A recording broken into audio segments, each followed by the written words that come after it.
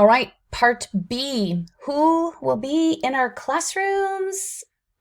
Everyone will be in our classrooms. So let's now take a look at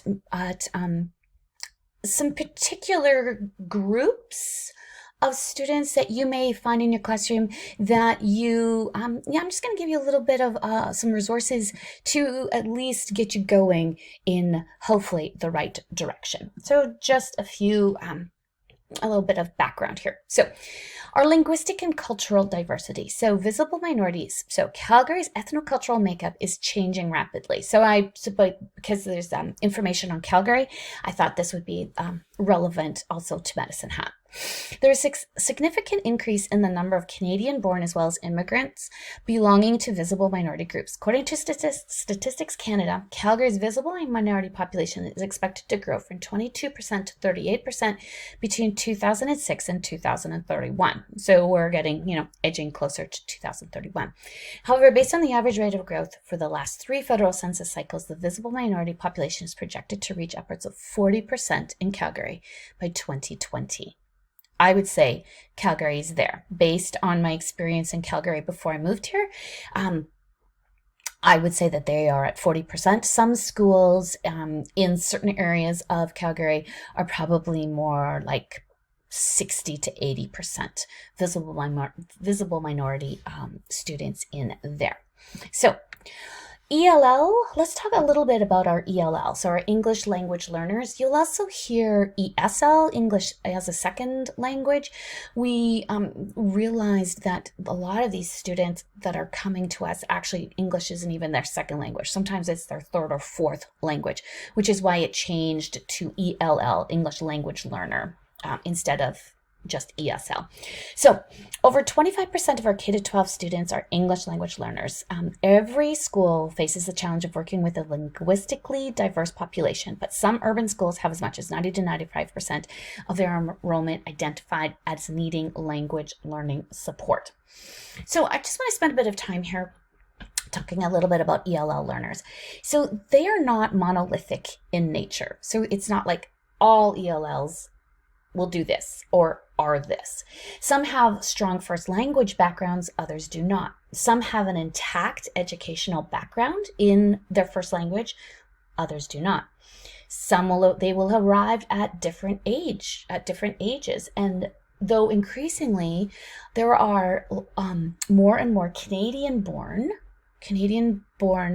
ELL learners, but they speak another language in their home, which is why they are ELL learners, even though they are Canadian-born. So all of these factors will influence the ease and speed with which they develop English language proficiency.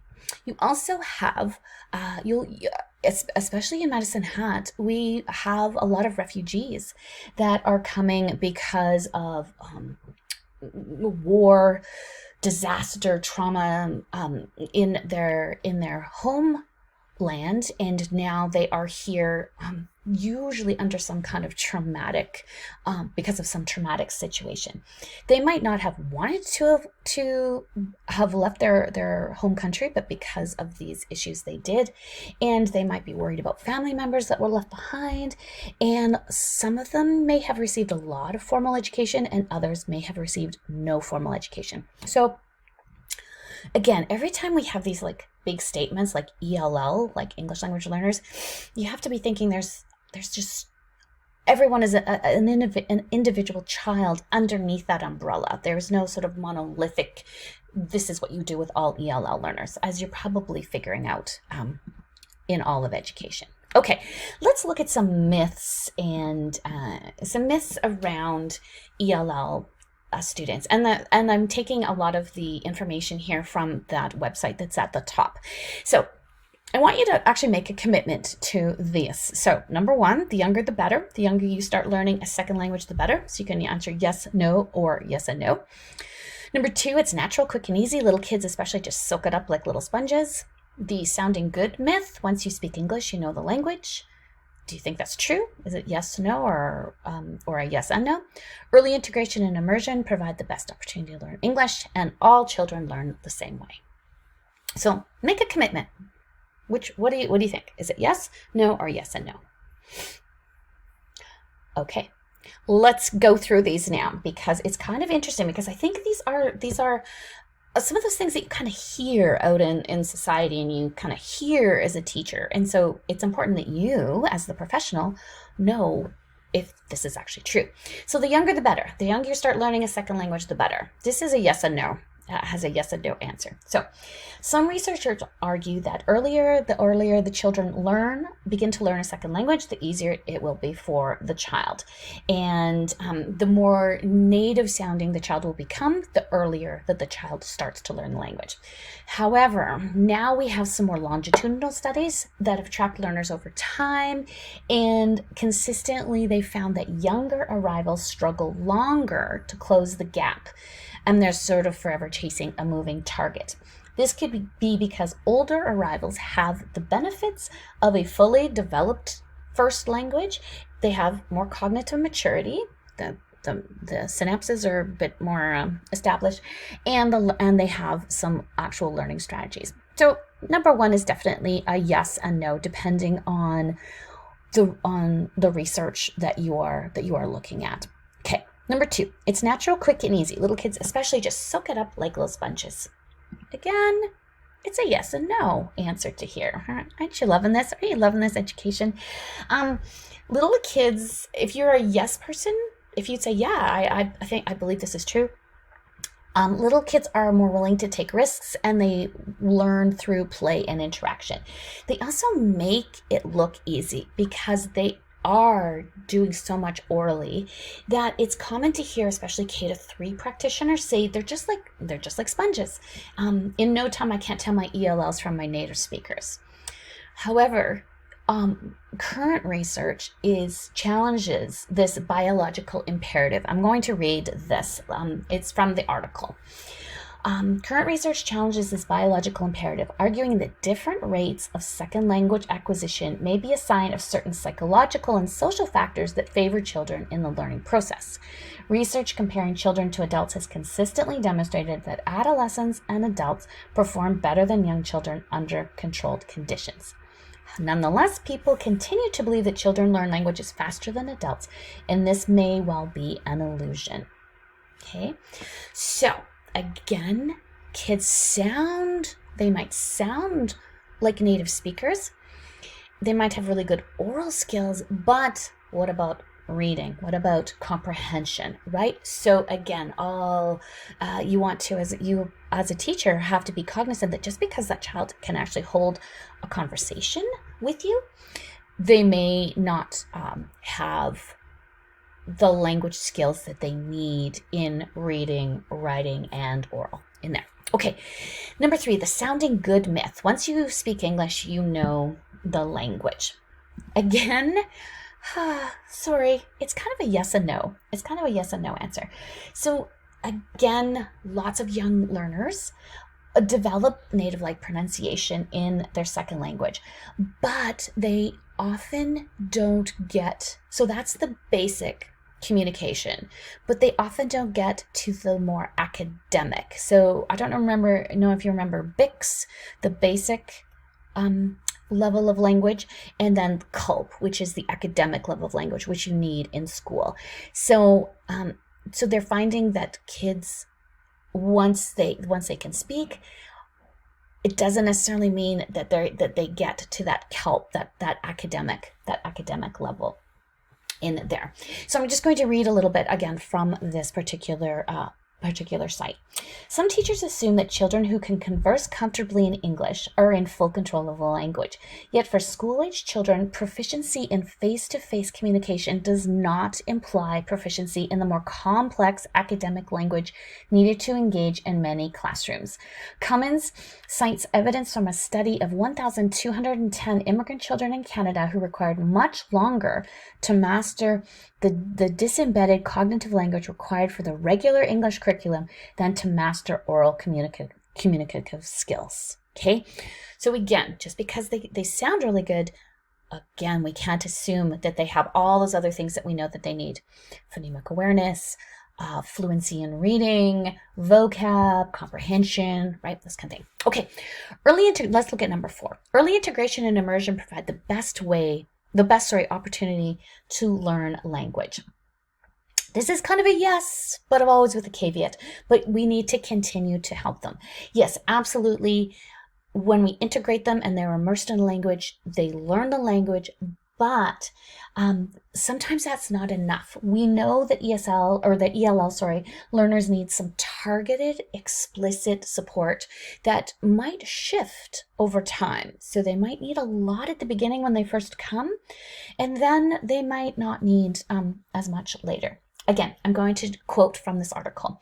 Educators need to be cautious in removing children from programs where they have the support of their home language. So if you have kids where they are maybe with other children who are speaking their first language together, don't think of that as a negative. Think of that as a positive, because they are able to communicate and able to decipher English with the support of their first language.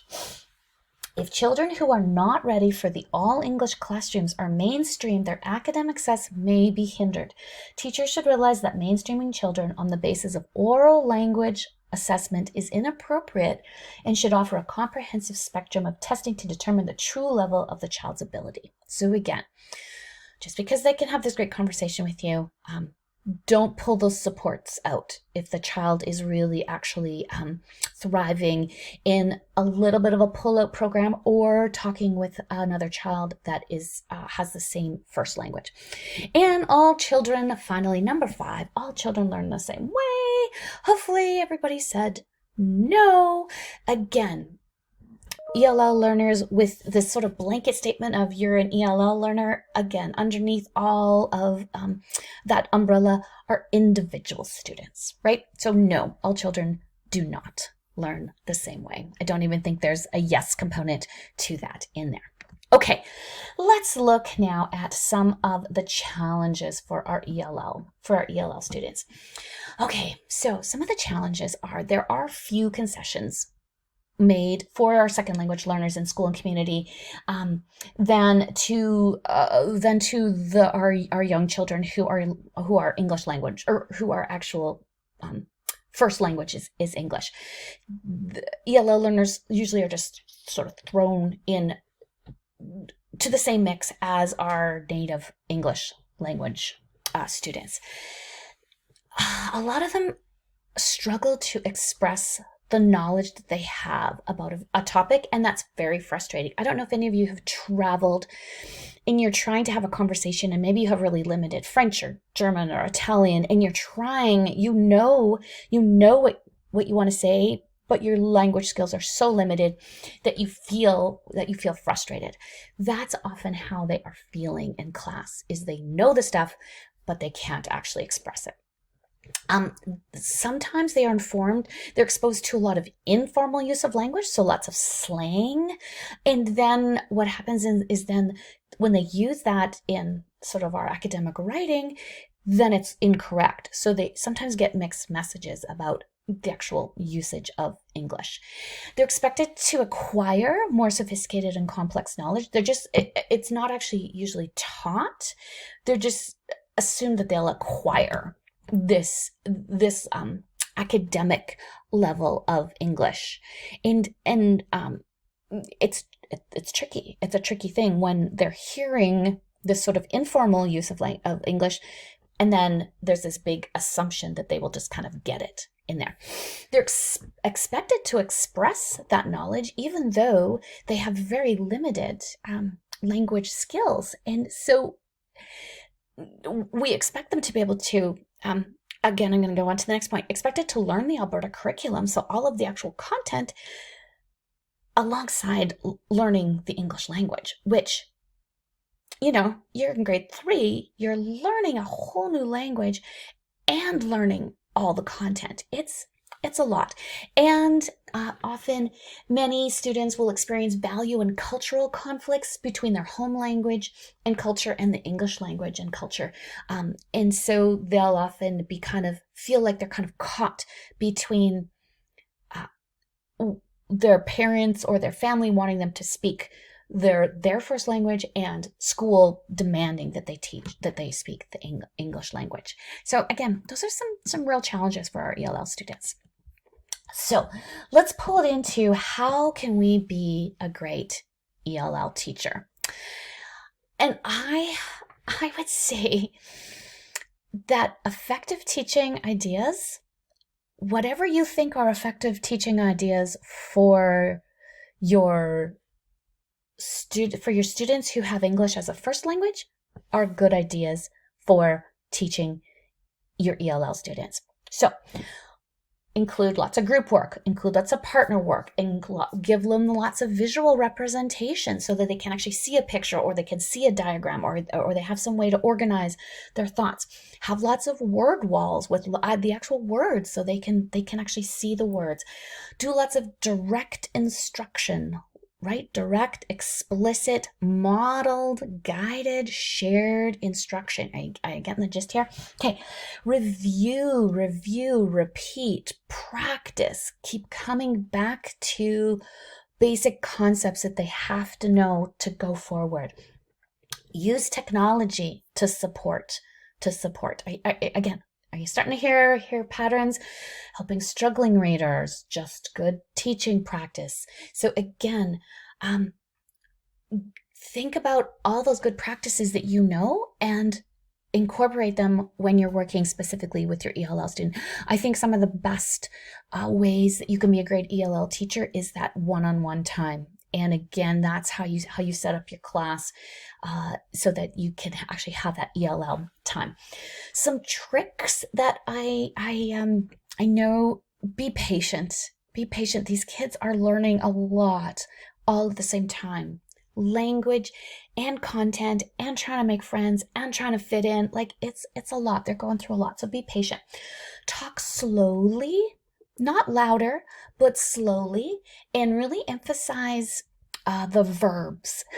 Emphasize the verbs in the sentences, because those are the actions that you want them to take. Use lots of concrete examples, lots of manipulatives, lots of examples that they can see and go back to. Model exactly what you expect of them so that they actually have a chance. And encourage development of the home language. And I know that this sometimes is a bit of a thing.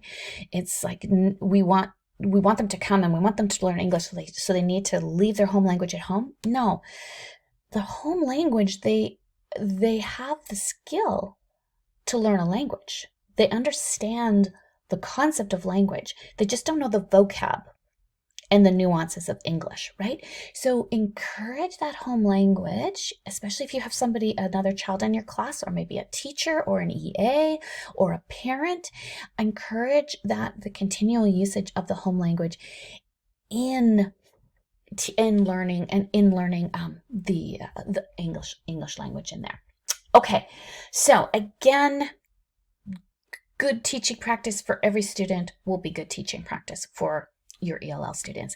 Again, if I had the holy grail of how to teach all ELL students, I would definitely give it to you. There is no holy grail. Again, each one will come to you as an individual student. Also, if I give you a cookie cutter approach to this is what you should do with every ELL student that comes to you, boom, you just like press it on them and off goes the cookie cutter. No. Or off goes the cookie. No, again, we have to be dealing with these students on an individual basis.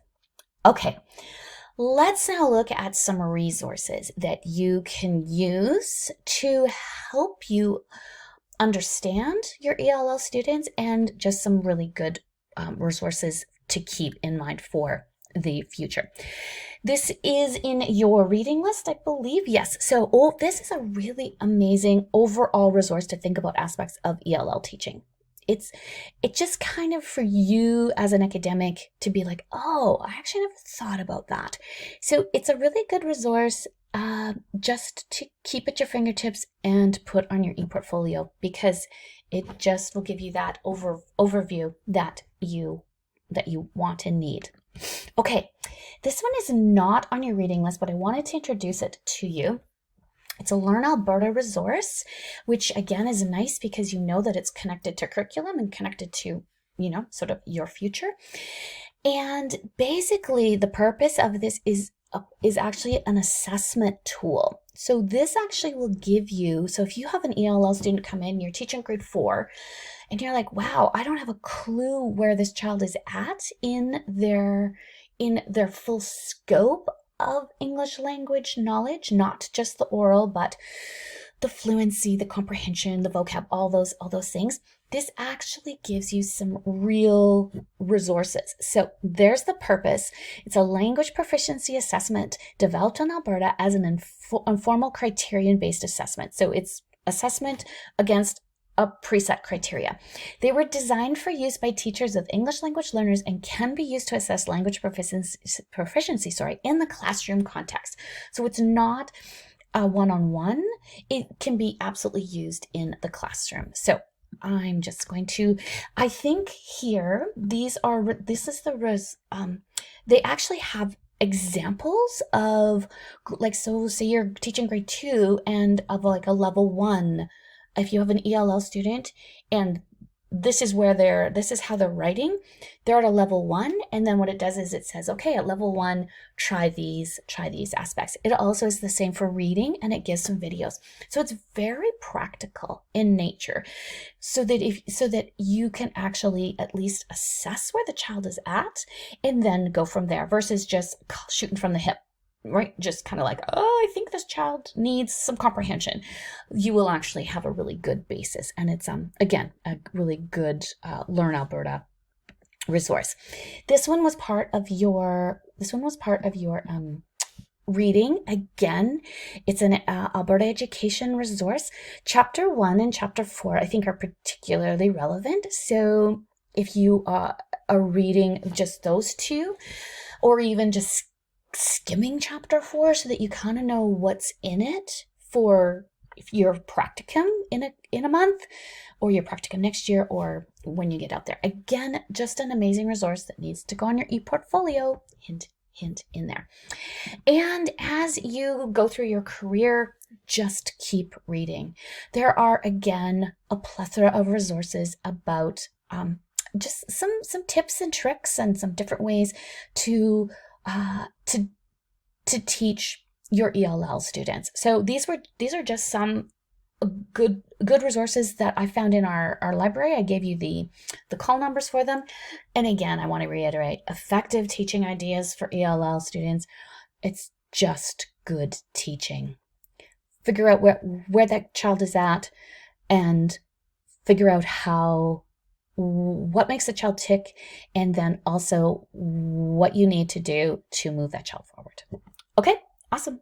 There you go. ELL in 23 minutes.